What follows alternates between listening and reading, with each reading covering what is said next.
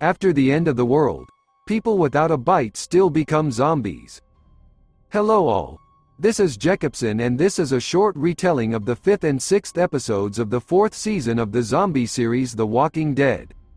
You can see the previous episodes at the links in the video description. Thank you so much for participating and for the 1,300 subscribers. Hopefully we'll keep it up and we'll have 1,400 subscribers by the next video. Once this video gets 150 likes, I will release the next installment. Enjoy watching it. Rick arrives back at the prison, and meets Maggie, who is busy clearing walkers from the fence. Rick asks about Carl, but Maggie questions him on Carol's whereabouts. He tries to avoid the subject by asking another question, but she demands to know what happened. Rick breaks down, and tells her about Carol's dismissal from the group. He asks Maggie if she would have made the same decision, and she answers in the affirmative. However, she doubts that she could have committed to it. Before they part, Rick tells her to trust her instincts. He then heads to the administration building and slides a bag of food to Carl, avoiding close contact. Inside a block, things continue to worsen as more members get sick. Henry cannot breathe, so Herschel decides to intubate him, which allows him to be manually ventilated with an airbag. Sasha and Glenn take shifts pumping air into Henry's lungs, beginning with Sasha. Glenn and Herschel find Mr. Jacobson dead, with blood covering his face from his nose and mouth. Glenn reaches for his knife, intending to stab him in the head so he won't reanimate. However, Herschel stops him and says not to do it in front of everyone. Instead, they load him onto a gurney so he can be transported to a more isolated location. As Mr. Jacobson begins to reanimate, Herschel finds that he is unable to put him down. Glenn steps in and finishes the job. Later, Maggie comes to visit Glenn through the security window. Herschel stops her and says that he is resting, presumably because he doesn't want Maggie to see Glenn in his current state.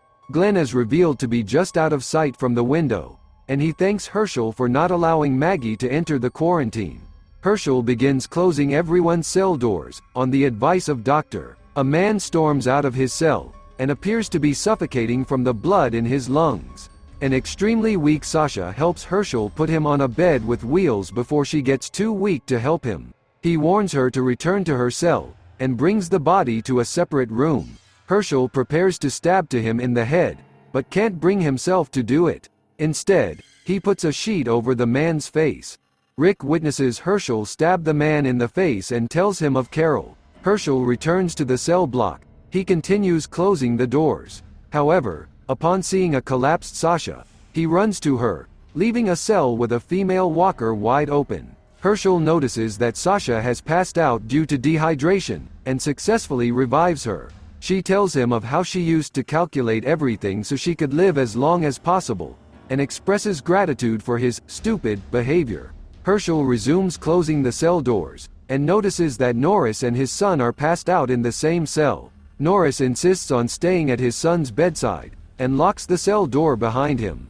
Soon after, Glenn was pumping air for Henry, but he dies. When Glenn attempts to call out for help, he starts choking on his own blood and passes out. Lizzie finds him just as he is about to reanimate. Lizzie calls for help, which gets the attention of the female walker behind Herschel. The female walker jumps on Herschel and pins him against the floor. The father leaves his cell with a gun and his reanimated son follows him. A blonde woman comes to his rescue and pulls the walker off of Herschel, saving his life. However, the son attacks his father from behind, causing him to accidentally fire a gunshot that kills the woman. The gunshot echoes through the prison to Maggie and Rick, who are fortifying the fence. Rick warns her to go help the people in cell block A. Meanwhile, Lizzie leads the walker away from Glenn as Maggie arrives and attempts to open the door without success. Herschel gets up and runs toward Lizzie, who gets pinned by the walker. He manages to throw the walker off of the catwalk. He sticks Lizzie in Luke's cell and he goes to get the shotgun from Caleb. However, he has already turned. Caleb grabs Herschel as the female walker starts to move up the stairs. With sadness, Herschel breaks one of Caleb's arms and kills him. He proceeds to kill 3 walkers after leading them out of the children's sight. He realizes he needs the air pump to help Glenn and climbs onto the metal cage that the walker had landed on, but ends up getting pinned. Maggie heads to the visitor's room and smashes a window to get into a block. She kills the reanimated father and the walker, pinning Herschel, and the two head to help Glenn, who has stopped breathing. Outside, the fence gives way and a horde of walkers get in. Rick and Carl run into the courtyard, where they get assault rifles and gun down the many walkers. Right after they finish, the van with Daryl, Michonne, Tyrese, and Bob finally returns. Daryl and Michonne run out of the van to go help, while Bob and Tyrese head to a block. Tyrese goes and cradles Sasha in his arms, while Bob goes to administer medication to Glenn. The next morning, Rick returns to his usual routine, splashing water on his face. He is about to go talk to Daryl when Carl comes along. Rick instead decides to spend time with Carl harvesting the garden. Herschel helps Michonne and Daryl load up the dead bodies. Daryl asks where Carol is, and Herschel avoids the question by telling him that she is fine but to talk to Rick about her. Michonne extends an offer to Herschel to join her, and he accepts. Outside, the governor is seen observing the prison from a distance.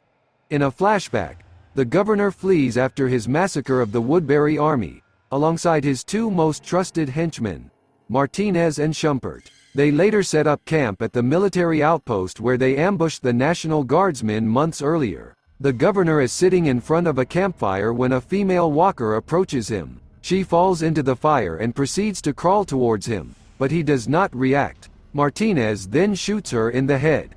He notes that Philip doesn't even react to the walker approaching him or the subsequent gunshot. The following morning, the governor awakens to find himself alone, left to fend for himself. He drives back to Woodbury, smashing through the gates with a military truck, and burns down the entire town. The governor spends several months on the road. He has grown a thick beard and appears haggard and unkempt. As he passes a barn, he sees a series of messages painted all over it. Many are intended for someone named Brian Harriet, pleading for him to come home. The governor continues onward, but exhaustion soon takes over. He begins to stagger, then collapses on the street. As the governor lifts his head, he notices a little girl in the window of an apartment building. He pulls himself back to his feet and investigates. Once inside, the governor learns that a family, the Chamblers, has taken up residence in the apartments. There are two sisters, Lily and Tara, as well as Lily's daughter, Megan, and their ailing father, David. They are hostile at first and hold the governor at gunpoint. Rather than fighting, he quietly surrenders, holstering his gun and dropping it on the floor. This convinces the sisters that he means no harm, and they kindly lead him to one of the adjacent dwellings. Once they arrive, everyone sits down and the sisters start asking questions. The governor explains how he survived over the last several months, but Lily and Tara have more immediate concerns. They ask him how long he plans on staying, and he says, just for the night. As a precaution, Tara states that she used to be an officer with the Atlanta Police Department. She warns the governor that if he does anything to jeopardize her family's safety, she will shoot him dead. The governor confirms that he understands, which seems to put them at ease. Despite their brash introduction, Tara's trust in the governor seems to grow. This leads to an instance of poor judgment, in which she offers to return his gun. Lily quickly intervenes and manages to prevent the exchange. Her only comment to Tara is, "Not yet." The sisters pose one more question, in which they ask the governor for his real name. The governor identifies himself as Brian Harriet. At dinner time, Lily comes to the governor's room and offers him a plate of food, which he graciously accepts, but dumps out the window. Instead, he begins eating from a can of tuna that he found. The governor shows up later to return the plate, and he is invited inside. Philip sits down, and he watches Megan and David play a makeshift game of backgammon. After the two sisters try to help David get up, Philip carries the elderly man to his room. David asks Philip to do him a favor and get the chess set that Bill Jenkins, one of his war buddies, had in his apartment up on the floor above them. Philip ventures into the apartment, finding a wheelchair and eventually the chess set as well as some handgun ammunition. He then hears a noise from the bathroom and finds an undead, legless Bill lying in the tub. Philip mercifully kills Bill and notices a revolver in his hand, which he takes from him. He returns to the Chamblers' apartment and gives David the game and leaves. The following morning, Lily comes by to give Philip his gun back and wakes him. When offered back his gun, Philip tells her to keep it and reveals the revolver that he found. Lily asks him for one more favor before he leaves. David has lung cancer and his current oxygen tank is nearly empty, so he needs a new one. She tells Philip of a nursing home located nearby and asks him to grab one or two. When Philip gets inside the nursing home, he finds that the undead patients are invalid, presenting no danger. Eventually, he finds a great bounty, a cart filled with many oxygen tanks. When he begins to leave, he encounters more walkers, but these are the reanimated able-bodied orderlies. After several struggles, he is able to escape the walker-infested nursing home, but with only 2 tanks. Lily thanks him and cleans a minor head wound that Philip received. She lets Megan stay and watch him while she goes back to their apartment. Megan asks Philip how he got the eye patch. Philip claims that he was a pirate and they both laugh. He says that he'll tell Megan the truth, but only if she doesn't tell anyone. Later, Philip is teaching Megan how to play chess when Lily reveals that David has died. Philip tells them to leave, but Lily wants another minute alone to say goodbye.